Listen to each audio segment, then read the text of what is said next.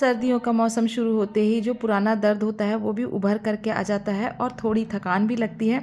तो मन करता है कि ऐसा क्या बनाया जाए और ऐसा क्या खाया जाए जिससे थकान भी बिल्कुल महसूस ना हो और जो पुराना दर्द है उसमें भी आराम हो। तो आज मैं आपके साथ शेयर करूंगी एकदम आसान तरीके से बनने वाली और एकदम रामबाण दवाई है, जिसे आप डेली यूज़ में खा सकते हैं। इसे बच्चे भी खा सकते हैं, बड़े हों, किसी भी उम्र के लोग हों, इसे खाएंगे ना तो उनका जो पुराना दर्द है उसमें बहुत आराम रहेगा और शरीर में ये एकदम गर्म तासीर देगा। यानी कि सर्दी के मौसम में आप इसे खाएं और इसे आप 15 से 20 दिन आराम से खा सकते हैं। तो चलिए इसे बनाना शुरू करते हैं।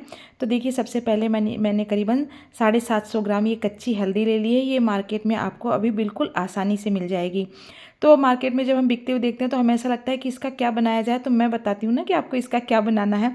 तो देखिए, 750 ग्राम मैंने हल्दी ले ली है और करीबन मैंने 200 ग्राम अदरक ले ली है। अब क्या करेंगे ना, इसे छील करके और मैंने इसे अच्छी तरीके से धो लिया है। यानी कि आपको इसे 2 से 3 पानी से धो लेना है, यानी कि इसमें बिल्कुल भी मिट्टी लगी हुई नहीं रहनी चाहिए। धो लेने के बाद मैंने इस तरीके से इसे बारीक बारीक कट कर लिया है। यानी कि अदरक और हल्दी को मैंने बिल्कुल बारीक टुकड़ों में काट लिया है। आप चाहें तो इसे, अगर आपके पास ग्रेटर है तो आप उसे ग्रेट भी कर लें और उसके बाद आप इसे पीस लें। तो मैं अब इसे जार में डाल करके पीसूँगी। तो मैं इसे थोड़ा थोड़ा करके पीसूँगी और मैंने इसमें बिल्कुल थोड़ा सा 2 से 3 चम्मच पानी एक बार डाला है और उसके बाद मैंने इसे पीस लिया है। तो आपको इसी तरीके से, जैसे आप एक बार पीस लें और इसमें थोड़ा सा पानी मिलाएं, फिर पीस करके आप इसे दूसरे बर्तन में रख लें। तो देखिए, इस तरीके से आपको पीसना है। इसमें बिल्कुल भी अदरक के या हल्दी के टुकड़े नहीं होने चाहिए, नहीं तो अगर हल्दी और अदरक के टुकड़े रह जाएंगे तो फिर खाने में अच्छा बिल्कुल भी नहीं लगेगा। तो मैंने सारी हल्दी पीस ली है और इसे इस तरीके से साइड में रख दिया। अब क्या करेंगे ना कि इसमें थोड़े से ड्राई फ्रूट्स ऐड करेंगे।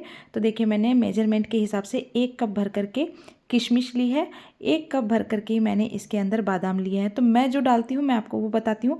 आप चाहें तो जो भी आपको ड्राई फ्रूट्स पसंद हो आप वो इस्तेमाल कर सकते हैं, लेकिन अधिकतर मैं यही डाल करके बनाती हूँ। और साथ में मैंने 1 मेजरिंग कप से ही भर करके जो ये काजू आते हैं ना, तो आपको फ्रेश वाले टूटे हुए काजू नहीं लेने हैं। जितने ताज़ा और अच्छे ड्राई फ्रूट्स रहेंगे ना, उसका टेस्ट उतना ही अच्छा आएगा। 1 कप भर करके मैंने सफ़ेद वाले तिल लिए हैं।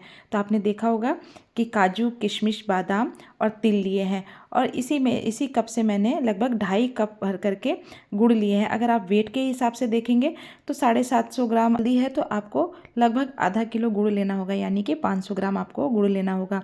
क्योंकि हल्दी की जो तीखापन होता है ना और अदरक का तीखापन होता है, तो आपको गुड़ थोड़ा सा ज़्यादा डालना होता है। तो उससे क्या होता है ना, इसका तीखापन कटता है। अब क्या करेंगे ना, इसमें मैंने 1.5 कप पानी डाल करके और इसे साइड में मेल्ट होने के लिए छोड़ दिया है। जितना भी मेल्ट होगा ठीक है, नहीं तो बाद में हम क्या करेंगे ना कि इसे गर्म कर लेंगे तो ये अच्छी तरीके से मेल्ट हो जाएगा। हमें तार की चाशनी बिल्कुल नहीं बनानी है।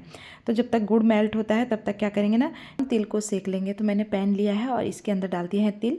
तो तिल को आपको अच्छे तरीके से कंटिन्यू चलाना है और जब ये तड़कने लग जाए, यानी कि देख रहे होंगे आप कि ये तड़कने लग गए, यानी कि क्रैकल होने लग गए हैं, इसमें से जब चट चट की आवाज़ आने लग जाए तो समझिए कि तिल आपके भून चुके हैं। तो आपको तिलों को जलाना बिल्कुल भी नहीं है, आपको सिर्फ इसे हल्का हल्का भून लेना है। और साथ में ही जो काजू और बादाम लिए हैं इन्हें भी हमें भून लेना है। तो आपको घी का इस्तेमाल नहीं करना है। आप कोशिश करें कि आप इसी तरीके से इसे हल्का सा रोस्ट कर लें। तो इसे कंटिन्यू चलाते हुए 2 से 3 मिनट में ये आराम से रोस्ट हो जाएगा। तो इस तरीके से रोस्ट कर लेने से क्या होता है ना कि जो बादाम और काजू के अंदर नमी होती है, एक्स्ट्रा नमी होती है, वो ख़त्म हो जाती है। तो देखिए, अब मैंने इसे रोस्ट कर लिया है और इसे हम रखेंगे साइड में, यानी कि दूसरे बर्तन में हम इसे रख देंगे। अब क्या करेंगे ना कि मैंने एक मोटे तले की कढ़ाई ली है। तो आपको जब भी बनाना हो इस तरीके से तो आपको थोड़ी सी कोशिश करनी होगी कि मोटे तले की कढ़ाई रहेगी तो उसमें इसकी अच्छी तरीके से सिकाई होती है। तो देखिए, अब मैंने कढ़ाई ले ली है और इसके अंदर मैंने डाला है घी। तो ये घी मेरी मम्मी गाँव से लेकर के आई थी, यानी कि ये गाय का घी है। गाय का घी मिलना तो ऐसे भी बहुत मुश्किल होता है, लेकिन वो जब भी आती हैं तो हमारे लिए हमेशा घी लेकर के आती हैं। तो देखिए, अब क्या करें ना कि मैं लगभग 200 ग्राम के आसपास मैंने ये देसी घी लिया है। आप घी कोई सा भी ले सकते हैं, आपके पास जैसा भी घी हो, गाय का, भैंस का, या मार्केट में जो घी मिलता है आप उसे भी इस्तेमाल कर सकते हैं। अब क्या करें ना कि घी को अच्छी तरीके से हमें गर्म कर लेना है और हमें इतना गर्म करना है कि इसमें से थोड़ा सा धुआं उठने लग जाए। तो देखिए, करीबन आपको 2 से 3 मिनट इसे जब आप गर्म करेंगे ना तो घी में से धुआं उठने लग जाएगा। अब क्या करेंगे ना कि आपको इसके अंदर हल्दी धीरे धीरे करके करके डालनी है।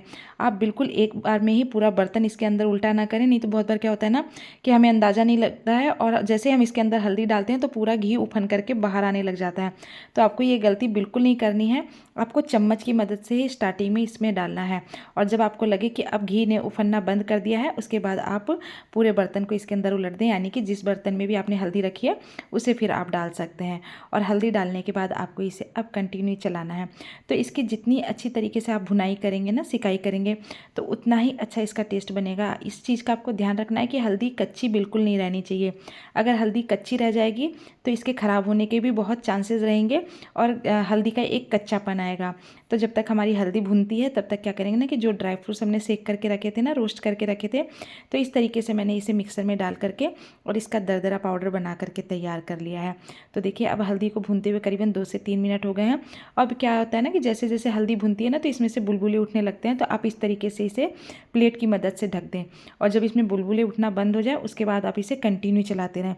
तो आपको इसे छोड़ करके कहीं नहीं जाना होता है, आप इसे कंटिन्यू चलाएं, नहीं तो क्या होगा ना कि ये तली में चिपकने लग जाता है और अगर ये एक बार तली में चिपक गया ना तो इसका टेस्ट बिल्कुल ख़राब हो जाएगा। तो आपको इस चीज़ का खास ध्यान रखना है, यानी कि जिस दिन हल्दी बनानी है उस दिन आपको स्पेशली इसी पर सारा फोकस करना रहता है।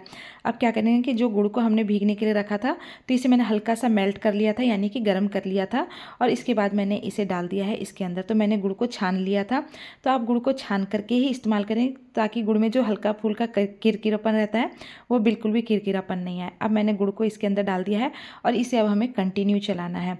तो देखिए इस तरीके से आप जब इसे कंटिन्यू चलाएंगे ना तो ये गुड़ और हल्दी आपस में बिल्कुल मिक्स हो जानी चाहिए। तो इस तरीके से मैंने दोनों को मिक्स कर लिया है और अब इसके अंदर हम क्या करेंगे कि जो तिल हमने भून करके रखे थे इसके अंदर तिल डालेंगे, साथ में किशमिश डालेंगे और जो ड्राई फ्रूट्स हमने पीस करके रखे थे ड्राई फ्रूट डालेंगे।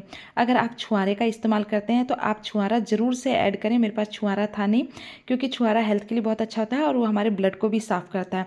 2 कटोरी भर करके मैंने इसमें कोकोनट डाला है। तो आप कोशिश करें कि डेसिकेटेड कोकोनट ना डालें, जो मार्केट में गोला मिलता है ना, यानी कि गड़ी मिलती है, आप उसे घिस करके ही डालें। तो वो क्या होता है ना कि उसमें तेल बहुत अच्छा होता है और इसमें इतनी सारी चीज़ें आपको डालनी होती है ताकि जब आप इसे खाएं तो आपको बिल्कुल भी हल्दी का तीखापन नहीं आना चाहिए। तो इस तरीके से आप खाएंगे ना, अगर हल्का सा भी तीखापन आएगा तो बच्चे तो इसे बिल्कुल भी नहीं खाएंगे। और इस तरीके से देखिए ये बिल्कुल करके तैयार हो गई है। और अगर आप इसे फ्रिज में रखना चाहते हैं तो आप इसे फ्रिज में 1 महीने तक स्टोर कर सकते हैं और अगर अभी तो सर्दियाँ हैं तो आप इसे बाहर भी रखेंगे तो 10 से 15 दिन तक ये बिल्कुल अच्छी तरीके से रहती है, बिल्कुल ख़राब नहीं होती है। तो इसी के साथ आज की रेसिपी कंप्लीट होती है और मेरा वीडियो अगर आपको पसंद आता हो तो प्लीज़ मेरे वीडियो को लाइक और शेयर करें और मिलते हैं नई रेसिपी के साथ। Take care.